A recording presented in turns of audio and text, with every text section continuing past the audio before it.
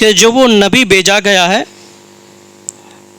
وہ کس خاندان سے، کیسا اس کا نسب کیسا ہے؟ ابو سفیان نے کہا کہ اس کا اعلیٰ نسب ہے، اونچے خاندان میں سے، اس کا نسب اچھے نسب میں سے ہے۔ ہرقل بادشاہ کہتا ہے اچھا، اچھے نسب میں سے۔ پھر دوسرا سوال کرتا ہے کہ اس کی جو دعوت ہے وہ کیا ہے؟ کہتا ہے کہ دعوت تو یہ ہے کہ یہ حکم دیتا ہے کہ اللہ کو ایک مانو، اسی کی عبادت کرو، اسی کے ساتھ کسی کو شریک نہ کرو، اور صلہ رحمی کرو، قطع رحمی سے بچو، نماز کا حکم دیتا ہے، صدقہ خیرات کا حکم دیتا ہے۔ پھر وہ سوال کرتا ہے کہ جو نبی جس خاندان سے جس خاندان میں نبی پیدا ہوا، یا جس نے دعویٰ کیا ہے، جس نبی نے دعویٰ کیا ہے، کیا اس خاندان میں پہلے کوئی بادشاہ بھی گزرا ہے؟ تو ابو سفیان جواب دیتا ہے لائن میں کھڑے ہو کر، کہا کہ نہیں، پہلے کوئی بادشاہ نہیں گزرا ہے۔ یہ ہرقل بادشاہ سوال کرتے جاتا ہے کہ اس پر کمزور لوگ ایمان لاتے ہیں یا مالدار لوگ ایمان لاتے ہیں، غریب لوگ ایمان لاتے ہیں یا بڑے لوگ ایمان لاتے ہیں؟ یہ ابو سفیان سے سوال ہو رہا ہے۔ ابو سفیان کہتا ہے کہ کمزور لوگ ایمان لاتے ہیں۔ اچھا، کمزور لوگ ایمان لاتے ہیں۔ پھر سوال کرتا ہے ہرقل بادشاہ کہ جو ایمان لاتے ہیں کیا وہ پھر بھی جاتے ہیں، دین سے بدل جاتے ہیں؟ ابو سفیان کہتا ہے نہیں، وہ کبھی نہیں بدلتے۔ جو دین میں داخل ہو جاتا ہے، دنیا کی کوئی طاقت، لاٹھی چارج ان کو دین سے نکال نہیں سکتی۔ پھر ابو سفیان سوال کرتا ہے ہرقل بادشاہ، کہتا ہے کہ کیا اس نے کبھی جھوٹ بھی بولا ہے؟ کبھی جھوٹ بھی بولا ہے؟ کہا کہ نہیں، کبھی جھوٹ نہیں بولا ہے، کبھی جھوٹ نہیں بولا ہے۔ کہا کہ کبھی اس نے وعدہ خلافی کی ہے؟ کہا کہ اب تک تو وعدہ خلافی نہیں کی ہے، ابھی تو ہم معاہدے میں ہیں، ابھی تو ہمیں اجازت ہے، دیکھتے ہیں اس کے بعد وعدہ خلافی کرتا ہے کہ نہیں۔ یعنی نبی صلی اللہ علیہ وسلم نے ابھی تک کوئی وعدہ خلافی نہیں کی ہے۔ پھر سوالات کرتا ہے۔ تو اس طرح کے کچھ سوالات ہرقل بادشاہ نے کیے اور ابو سفیان نے اس کے جواب دیے۔ یاد رکھیں، دعویٰ سینٹر والے یاد رکھو، کہنے کا مطلب یہ ہے کہ آپ صلی اللہ علیہ وسلم کی تعریف جانی دشمن کر رہا ہے۔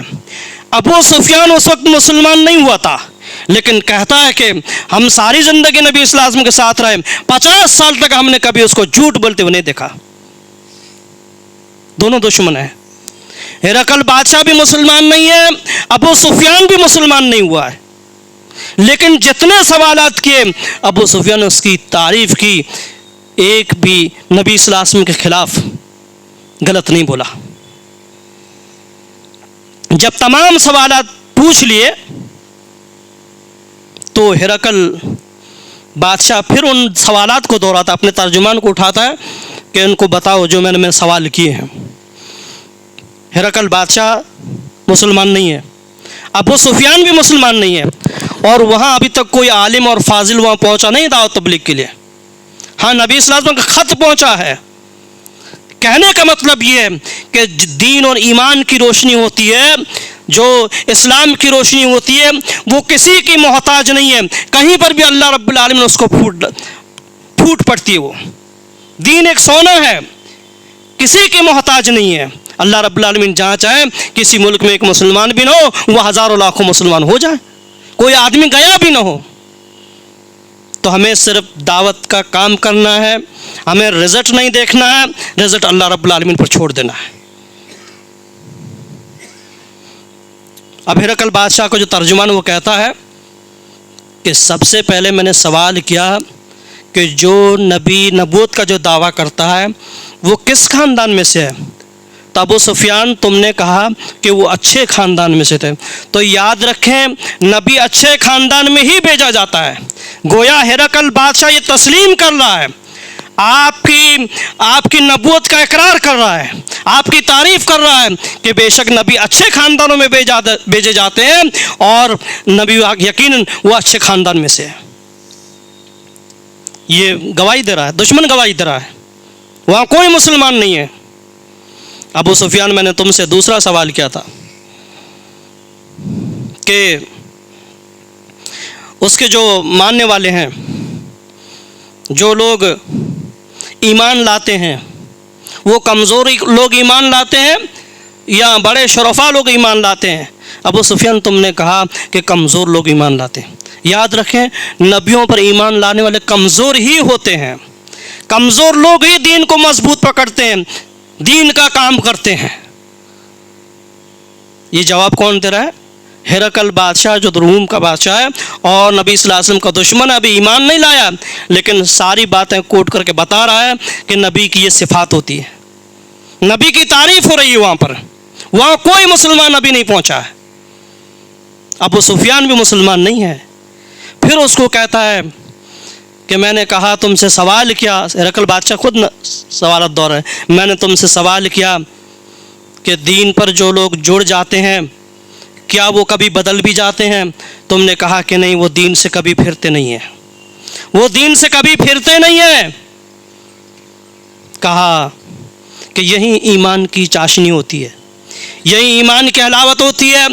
دنیا کے مار اور ڈنڈے اس کو ایمان سے ہرا نہیں سکتے, ہٹا نہیں سکتے. یہی ایمان کی چاشنی ہوتی ہے. کون کہہ رہا ہے؟ ہرقل بادشاہ کہہ رہا ہے. تو یہ ہیں آپ صلی اللہ علیہ وسلم کی دعوت, آپ کی دعوت کا روب اور دبدبا, آپ کی دعوت کا جوش کسی کا محتاج نہیں ہے. دنیا میں ہر جگہ پھیلا ہوا ہے, ہر جگہ آپ کے نام کا چرچا ہے, ہر جگہ آپ کے نام کا چرچا ہے. ایک یہودی مائیکل جہارٹ, جس نے کتاب لکھی 100 آدمیوں کو چنا, دنیا کے 100 آدمیوں کو چنا, 100 آدمیوں کو چن کر اس نے پھر رزلٹ نکالا کہ سب سے مہان آدمی کون ہے دنیا میں. وہ عیسائی کہتا ہے کہ 1 نمبر نبی صلی اللہ علیہ وسلم ہے. حالانکہ عیسائی حضرت عیسیٰ کو اپنا رب مانتے ہیں, اپنا رب مانتے ہیں, ہمارا عقیدہ نہیں ہے, اللہ کا بیٹا مانتے ہیں. لیکن وہ بھی دشمن بھی مجبور ہو گیا کہ نبی صلی اللہ علیہ وسلم کو دیا تو نمبر 1 دیا, اپنے رب کو بھول گئے, چھوڑ دیا. میں نے کہا نا شروع میں کہ عظمت کی انتہا اس وقت انتہا کو پہنچ جاتی ہے جب اس کی دشمن بھی تعریف کر دے. لیکن یہود و نصارہ جو ہیں, ان کا کام ہے, جو کم عقل ہوتے ہیں, جو ضدی لوگ ہوتے ہیں, جن کو نبی کی دعوت سمجھ میں آتی ہے پھر بھی وہ نہیں مانتے, تو ان کے اندر حسد اور بغض ہوتا ہے. اسی لیے وہ دنیا میں فتنے فساد پھیلاتے رہتے ہیں, کبھی فلمیں بناتے ہیں, کبھی کارٹون بناتے ہیں, کبھی کچھ کرتے ہیں. صرف دشمنی یہی ہے کہ یہ چراغ, یہ یقیناً سونا اور سچی چیز ہے, دنیا کی کوئی چیز اسے مٹا نہیں سکتی. نبی صلی اللہ علیہ وسلم کی جو نبوت ہے, جو دین اسلام ہے, دنیا اس کو ختم نہیں کر سکتی.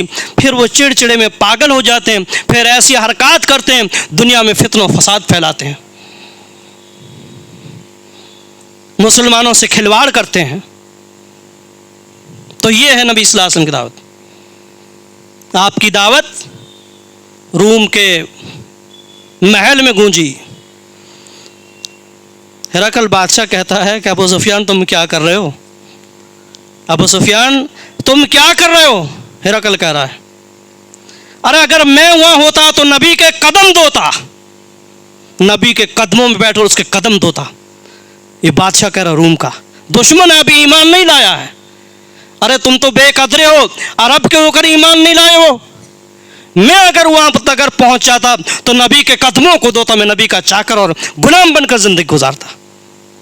تم کیا کر رہے ہو؟ یہ نبی کی شان ہے. وَرَفَعْنَا لَكَ ذِكْرَكَ. دشمن بھی آپ کی ایسی تعریف کرتا ہے.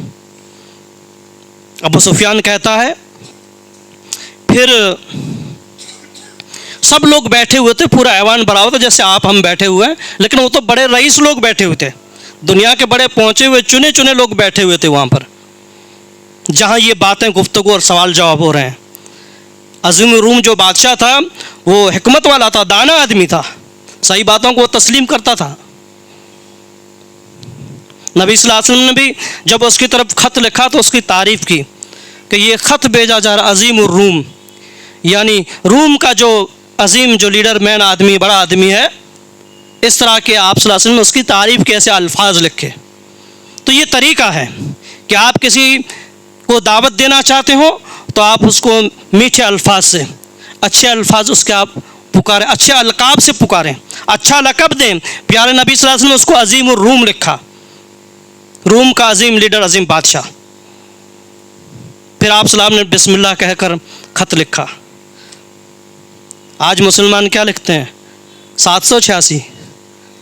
کیوں 786 لکھتے ہیں کہ بسم اللہ نہیں لکھیں گے قرآن کی بے عزتی ہو جائے گی؟ یہ بھی کفر ہے 786 لکھنا. قرآن کے حروفوں کو مٹا کر تم اپنے 1 2 3 1 4 5 جو لکھتے ہو, یہ قرآن کو مٹانا ہے, قرآن کے حروفوں کو ختم کرنا ہے. ثواب مل جائے گا. کھانا کھاؤ تو بول دیا کرو بسم اللہ نہیں 786. قرآن شروع کرنا ہو بولو 786. چل جائے گا؟ نہیں چلے گا. تو یہ لوگوں نے, آپ صلی اللہ علیہ وسلم نے بادشاہوں کو خط لکھے, آپ صلی اللہ علیہ وسلم نے خط بسم اللہ سے شروع کیا. اس طرح کسرا کو جو خط بھیجا تھا وہی خط وہاں پڑھا گیا تھا, تو اس میں بھی بسم اللہ لکھی ہوئی تھی. تو اس سے یہ میسج ملتا ہے کہ جو کسرا بادشاہ تھا اس نے خط پھاڑ بھی دیا تھا, لیکن آپ صلی اللہ علیہ وسلم پھر بھی بسم اللہ رکھ رہے ہیں. کیا اللہ کے نبی صلی اللہ علیہ وسلم زیادہ عزت نہیں جانتے تھے؟ تو بسم اللہ ہی لکھنا چاہیے. تو وہ خط پڑھتے ہیں. جب خط پڑھنے لگے کہ میں اللہ کے نام سے شروع کرتا ہوں بادشاہ روم پر, اور سلامتی اس پر جو اللہ رب العالمین کے ہدایت پر ایمان لاتا ہے, اس پر سلامتی ہو. اس طرح سے سلام کر سکتے ہیں, السلام علیکم ورحمۃ اللہ وبرکاتہ. غیر مسلم کو نہیں کر سکتے. حدیث میں آیا کہ سلامتی ان پر جو ہدایت کی پیروی کرے. اس طرح غیر مسلم کو سلام کر سکتے ہیں. ٹھیک ہے. تو پھر وہ خط پڑھا گیا کہ بادشاہ یاد رکھ, تو ملک کا بڑا بادشاہ ہے, میں تمہیں دین کی طرف دعوت دیتا ہوں. اگر تو ایمان لاتا ہے تو تجھے ڈبل اجر ملے گا, دگنا ثواب ملے گا. ایک تو ایمان لایا, دوسری تیری رعایا ایمان لائے گی. بادشاہ نے خط پڑھا, پگھل گیا کہ بھائی مجھے ایمان لانا پڑے گا. لیکن جب آپ نے یہ خط پڑھا تو وہاں کے جو لوگ بدماش لوگ جو بیٹھے ہوئے تھے, جو حاسد لوگ تھے, وہ سب شور مچانے لگے. آج بھی یہی حالت ہے. آج بھی جب آپ دیکھ لو قرآن حدیث کی بات ہوتی ہے, لوگ شور مچاتے ہیں, سیٹیاں بجاتے ہیں, پتھر پھینکتے ہیں, پروگرام کو ناکام کرنے کی کوشش کرتے ہیں, پولیس میں رپورٹیں کرتے ہیں, ہر طرح سے بدماشی کرتے ہیں. نام کے مسلمان ہیں. جو قرآن حدیث سے ہٹے ہوئے ہیں ان کو چڑھن ہے قرآن حدیث سے. یہ دین کی روشنی ہے, یہ اللہ رب العالمین کا جلایا ہوا چراغ ہے, یہ بجھ نہیں سکتا. دنیا کی کوئی طاقت اسے ختم نہیں کر سکتی. یہ اللہ کا, یہ قرآن جو ہے یہ اللہ کا نور, اللہ کی روشنی ہے. اس سے آدمی دنیا اور آخرت میں کامیاب ہو سکتا ہے. تو ابو سفیان کہتا ہے کہ جب شور مچا تو بادشاہ نے مجھے وہاں سے نکال دیا کہ آپ چلے جاؤ یہاں سے. چلے گئے. پھر دروازہ بند کر دیا روم کے بادشاہ نے. دروازہ بند کر کے پھر سب کو کہا کہ تم کامیابی چاہتے ہو, ہدایت چاہتے ہو, کامیابی اگر چاہتے ہو تو آؤ اس نبی کی ہم بیعت کر رہے ہیں جس کا یہ خط ہے ہمارے پاس.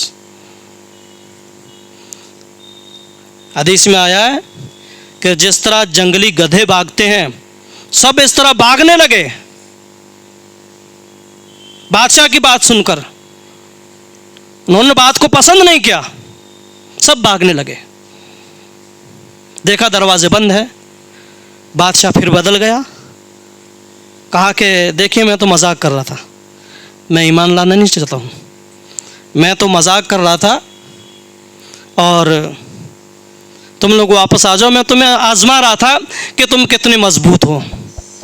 تو دیکھیے یہ دین کی دعوت ہے. اللہ رب العالمین جہاں چاہے اپنی روشنی پھیلا دے. اللہ رب العالمین سے دعا ہے کہ اللہ تعالی ہم سب کو اس دین کو استقامت کے ساتھ, مضبوط کے ساتھ اس پر عمل کرنے کی, اس دعوت کو آگے بڑھانے کی اللہ تعالی ہمت دے. آمین. وآخر الدعوانا الحمدللہ رب العالمین.